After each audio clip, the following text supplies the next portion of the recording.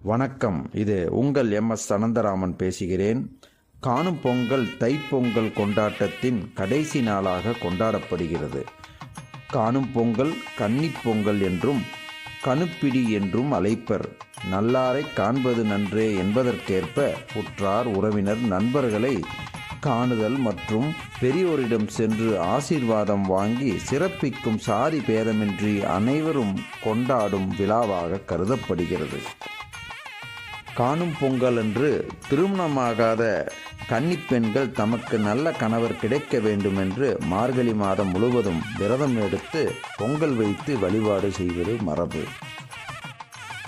அனைவரும் இன்று குடும்பத்தில் ஒன்று கூடி காணப்படுவதால் தான் இது காணும் பொங்கல் என்றும் கூறலாம்.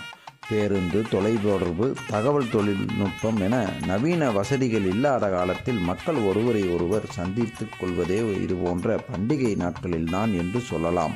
பிரிந்த உறவு முறைகளும் இன்றைய நாளில் ஒன்று சேருவார்கள். காணும் பொங்கல் அன்று பல்வேறு விளையாட்டுப் போட்டிகள், பட்டிமன்றம், உரியடித்தல், வழுக்குமரம் ஏறுதல் போன்ற வீர சாகசங்களை உள்ளடக்கியும் ஆடல் பாடல்களுடன் பல மக்களை ஒரே இடத்தில் காண்பதற்காக கொண்டாடப்படுகிறது. காணும் பொங்கல் பெண்களுக்கு முக்கிய பங்களிப்பை குறிக்கும்.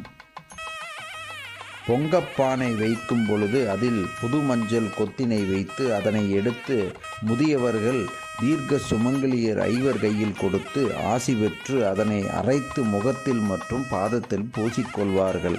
மேலும் காணும்பிடி என்னும் நோன்பை பெண்கள் கடைபிடிப்பார்கள். காணும்பிடி என்பது உடன் பிறந்த சகோதரர்களுக்காக சகோதரிகள் நோம்பிருந்து தன் சகோதரர்கள் நலமுடன் வளமாய் வாழ பிரார்த்தனை செய்வது. இதனை கார்த்திகை எண்ணெயும் கணுப்பிடியும் உடன் பிறந்தவனுக்கு என்னும் பழமொழியை தோற்றுவித்தனர்.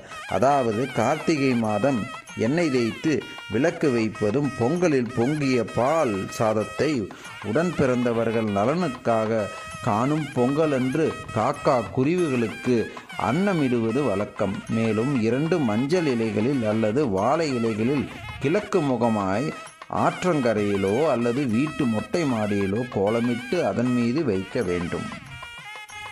முதல் நாள் பொங்கிய சாதத்தை, அதாவது மீதமுள்ள பொங்கல் சாதத்தை மஞ்சள் பொடி தூவி மஞ்சள் சாதம் கொஞ்சம் மற்றும் குங்குமம் கலந்த சிவப்பு சாதம் கொஞ்சம், வெள்ளையாய் பால் சாதம் கொஞ்சம் என வெல்லம் சேர்த்த சர்க்கரை பொங்கல் கொஞ்சம், லேசாய் தயிர் சாதம் கொஞ்சம் என 5 வகை அன்னங்களை தயாரித்து ஒவ்வொன்றிலும் 5 அல்லது 7 பிடி எடுத்து வரிசையாக இலையில் வைக்கும் பொழுது காக்கா பிடி வைத்து காணும் பிடி வைத்து காக்கைக்கு எல்லாம் கல்யாணம், கண்டவர்களுக்கு எல்லாம் சந்தோஷம் என கூட பிறந்தவர்கள் குறைவில்லாமல் சந்தோஷமாக வாழ வேண்டும் என்று சொல்லிக்கொண்டே வைக்க வேண்டும். வீட்டில் தீபம் ஏற்றிவிட்டு ஆராத்தி கரைத்துவிட்டு ஆற்றில் விட வேண்டும் அல்லது வீட்டின் வாசலில் கொட்ட வேண்டும். உடன் பிறந்தவர்கள் உள்ளூரில் இருந்தால் அவர்களை அழைத்து கலந்த சாதம், பாயசம் என சமைத்து விருந்தோம்பல் செய்து சகோதரர்கள் தரும் அன்பளிப்பை பரிசை ஏற்றுக்கொள்வார்கள்.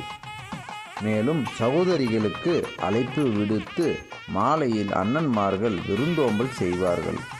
அனைவரும் இன்று குடும்பத்தில் ஒன்று கூடி காணப்படுவதால் இது காணும் பொங்கல் என அழைக்கிறோம்.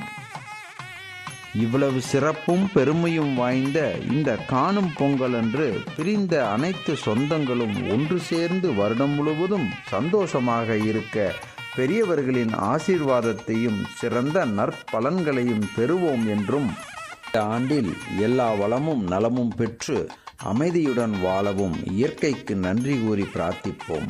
விஞ்ஞானத்தை உள்ளடக்கி பல சம்பிரதாயத்தை முன்வைத்து உணர்ந்து நம்பிக்கையுடன் வாழ்ந்து காட்டிய முன்னோர்களை வணங்குகிறேன். தமிழர்களின் பாரம்பரியத்தை காத்து போற்றுவோம். தமிழன் என்று சொல்லடா, தலை நிமிர்ந்து நில்லடா, வாழ்க தமிழ், வாழ்க பாரத நாடு என்றும் பேரன்புடன் எம்.எஸ். அனந்தராமன்.